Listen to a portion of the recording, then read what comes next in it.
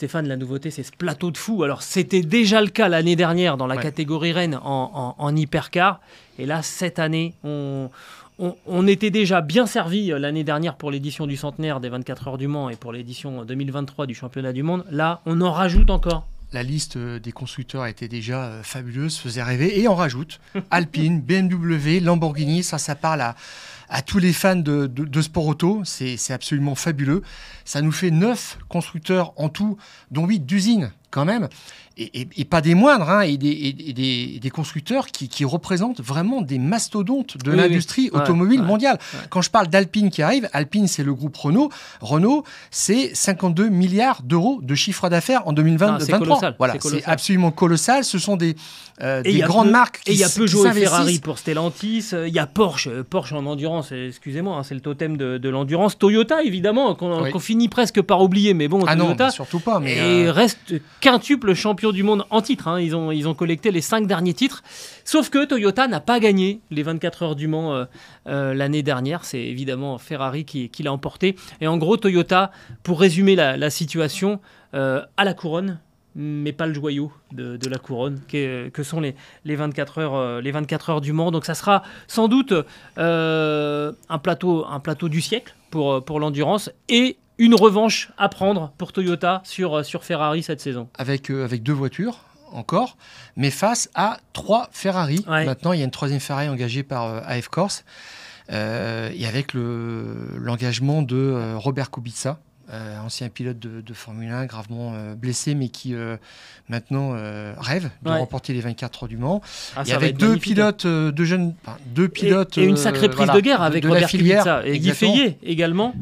Qui rejoint et Schwarzman qui est quand même pas non plus qui est pas lent du tout. Je trouve ça très très intéressant. Alors voilà, les 9 constructeurs se déclinent ainsi. Il y aura quand même 5 voitures engagées par Porsche lors de cette première course. On aura donc 3 Ferrari, 2 Alpine, BMW, Peugeot et donc Toyota, et puis une Cadillac, une Isotta Fraschini, c'est l'indépendant du championnat, on peut le dire comme ça, et puis Lamborghini. Donc ça nous fait quand même un beau plateau diversifié. Et j'ai noté quand même la présence dans cette liste d'engagés de 12 pilotes français. Il y a une vraie filière, il y a un vrai savoir-faire. Et là, il faut féliciter les filières de formation au Mans de jeunes pilotes, et puis les académies d'Alpine, Peugeot qui forment des pilotes et qui leur fait confiance. Voilà. Donc, chez Alpine, il y en aura quand même 4 sur les 6 pilotes engagés. Chatin, Lapierre, Milesi, Vaxivière. On en aura 2 chez Peugeot, Duval et Vergne. Et puis, vous voyez d'autres noms chez Porsche, chez Cadillac. Il y a un gros contingent de Français chez Porsche. Voilà, tout à fait. Vernet, chez Isotta Fraschini. Et donc, on en est là. C'est quand même assez fabuleux. Et moi, on a de la chance. Ce que j'aime bien dans ce groupe de Français dont on voit les noms, là, Paul Louchatin, Nicolas Pierre, Charles Milesi, Mathieu Vaxivière chez Alpine, Sébastien Bourdet chez Cadillac, Jean-Carl Vernet chez Isotta Fraschini, Loïc Duval, Jean-Éric Vergne chez Peugeot, Julien Andlauer, Kevin Estre, Fred Makowiecki et Norman Nato chez Porsche. C'est qu'en fait, il y a des gens qui sont très très expérimentés. Je pense à Nicolas Pierre, Sébastien Bourdet, évidemment. Et puis Makowiecki et Estre aussi sont des vieux de la vieille. Et puis il y a des tout jeunes. Julien Andlauer, Charles Milesi, c'est vraiment des pilotes qui sont l'avenir de l'endurance. Et ça va être très très intéressant de les voir aussi évoluer. Je suis curieux de voir Charles Milesi clairement au volant d'une hypercar cette saison. Charles Andlauer, clairement, c'est peut-être même un peu arriver plus vite que ce qu'il imaginait, mais ça nous fait un beau contingent français, parce qu'il ne faut pas oublier qu'il y a désormais 2 constructeurs français au plus haut en endurance. En tout cas, dans la catégorie Rennes, avec Alpine et Peugeot. Alors, situation un peu particulière pour Peugeot, qui va arriver avec l'ancienne voiture, donc la 2023, c'est-à-dire toujours privé de son aileron arrière. La nouvelle mouture de la 9X8 devrait arriver pour la deuxième épreuve, donc c'est-à-dire du côté d'Imola à la mi-avril. On s'est donné 6 semaines supplémentaires pour faire venir la nouvelle voiture. Alors, ce que je vois du côté d'Alpine aussi, c'est deux équipages qui ont des vocations peut-être un petit peu différentes. D'un côté, Chatin, Habsbourg et Milesi, qui sont des pilotes qui sont déjà rompus à l'endurance, mais qui n'ont pas encore une grande expérience du top niveau, et puis quand même des gens assez solides. Dans la 36, tu parlais de Nicolas Lapierre. Alors Mick Schumacher, c'est un cas un petit peu particulier, ça va être la curiosité du championnat. Et puis Mathieu Vaxivière, qui est quand même déjà bien référencé.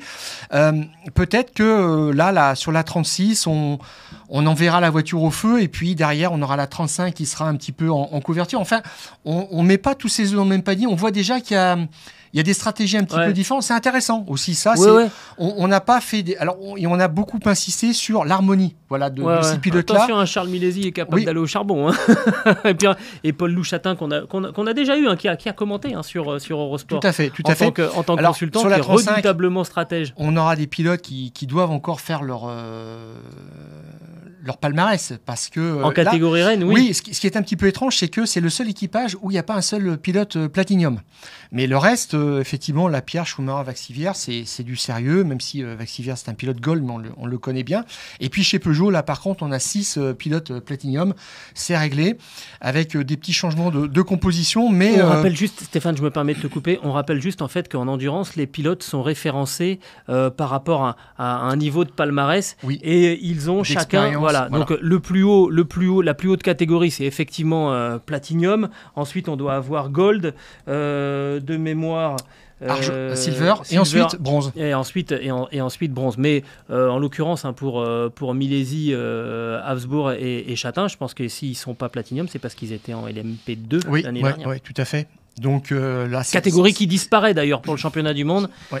Et qui fera que les 24 heures du Mans. C'est des pilotes qui vont prendre du volume au fur et à mesure, et clairement, qui vont se servir aussi de l'expérience vraiment du haut niveau des autres pilotes. Donc moi j'aime bien en tous les cas l'esprit dans lequel arrive Alpine. Ils sont très humbles, mais en même temps ambitieux, ils l'ont répété, et ça va nous faire un beau duel, franchement, avec Peugeot, qui a 6 Top Gun, faut bien le dire, avec Van Dorn, le Belge qui remplace Meneses, donc c'est du solide aussi, mais la question effectivement c'est la technique.